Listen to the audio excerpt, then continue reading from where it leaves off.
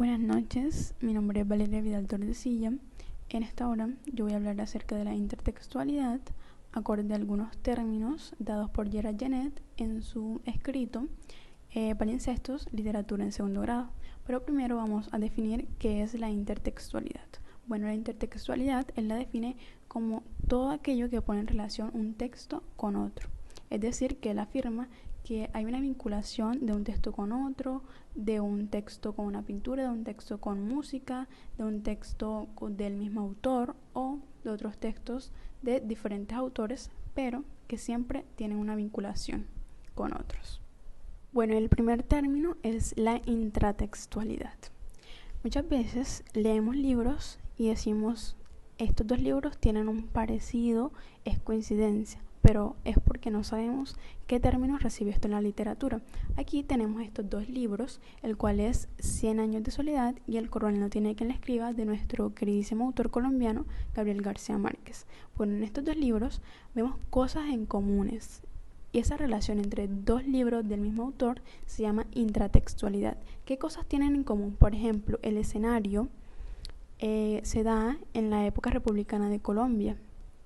Ambos se dan en pueblitos olvidados por los núcleos mayores, es decir, esos pueblitos que la persona que los comanda pues los deja olvidados y no tiene que ver con ellos. En cuanto a los personajes, vemos que tanto la esposa como del coronel como del señor José Buendía tienen una descripción prosopográfica un poco mala, demacrada, es decir, la esposa de ellos dos se muestra como una persona un poco descuidada físicamente, deshidratada, puede decirse así, cansada, es decir, que la persona no es, la esposa de ellos dos no es muy linda físicamente. Otra cosa que se marca en estas dos obras es la descripción de la soledad en cuanto al ambiente, el ocaso, la muestra de las guerras civiles y todo este enloquecimiento por los desórdenes morales que vemos en la sociedad en estas dos obras, un poco más enmarcada en la obra de 100 años de soledad.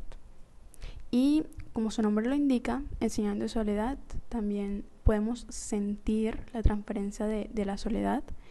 Y en cuanto a la historia del coronel no tiene quien le escriba, también. El segundo término es la extratextualidad. En este caso es la relación, como se dijo anteriormente, de dos textos, pero aquí cambia es los autores.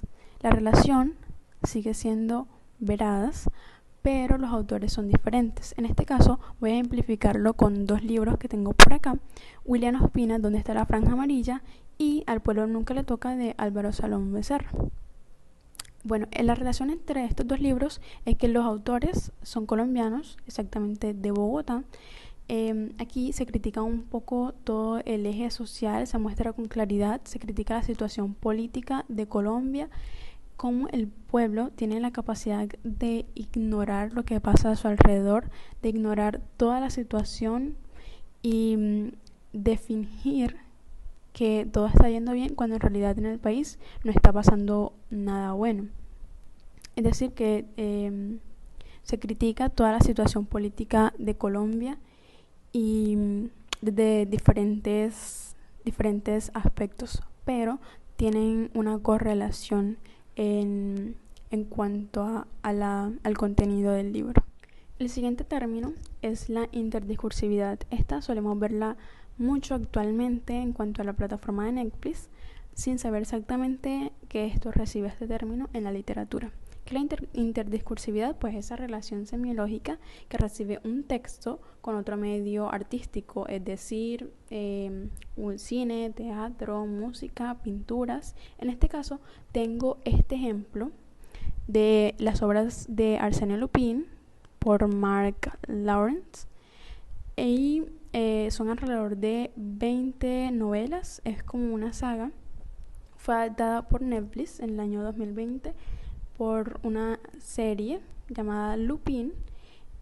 Habla acerca de un ladrón francés, pero con muchas estrategias, la cual envuelve tanto al lector como a la persona que lo ve, y me parece una obra súper interesante, tanto los libros como la serie también, aunque es un poco adaptada, pero las dos enmarcan esa relación que podemos ver acerca de la interdiscursividad. El siguiente término es la paratextualidad.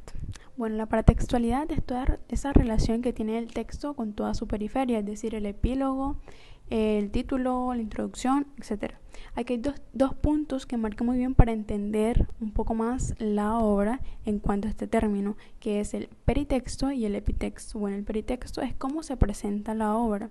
Esto puede ser dado por la editorial o por el mismo autor. Y el epitexto, este sí es una guía para leer el libro. Esta puede ser dada por una reseña, por una entrevista, porque no está incluida dentro de la obra. Acá podemos ver un árbol genealógico de la familia Buendía. Esta fue dada por la editorial en conmemoración a 100 años de soledad. ¿Y por qué dan este árbol genealógico? Porque es una guía para entender un poco más la obra, ya que dentro de este libro, 100 años de soledad, se van desprendiendo otras historias de los personajes de la familia Buendía. Quiero empezar citando este ejemplo del libro Al pueblo nunca la toca de Álvaro Salón Becerra, en la página número 16. Abro comillas. La decepción y la ira de Baltasar Riveros tuvieron las mismas dimensiones del fraude y la coacción de que había sido víctima el general derrotado. Adquirió por primera vez en su vida un ejemplar de El Nuevo Tiempo, en cuya primera página aprecia una enorme fotografía del general Ospina. Cierro comillas. Ahora sí empiezo. La metatextualidad. ¿Qué es la metatextualidad? Hace referencia a esas críticas que se pueden hacer dentro de una obra hacia otra, ya sea de ataque o censor. Aquí se hace una crítica explícita a los medios de comunicación en Colombia en el contexto histórico del año 1917. Hace una crítica exactamente al periódico El Tiempo. Cómo era la sociedad ese tiempo en que era un privilegio nada más tener un periódico. Por primera vez, Baltasar Riveros había leído un periódico del Nuevo Tiempo. Es una crítica explícita. Nuestro siguiente concepto es la architextualidad. La architextualidad es todo ese conjunto de categorías en el cual se engloba de manera súper general todos los textos, es decir, un poco más externo, qué tipo de discurso es, los modos de enunciados, géneros, subgéneros. En este momento traigo un ejemplo, 2 libros, para ejemplificarlo un poco mejor. Tengo El Delfín y El pueblo nunca le toca, de Álvaro Salmón Becerra.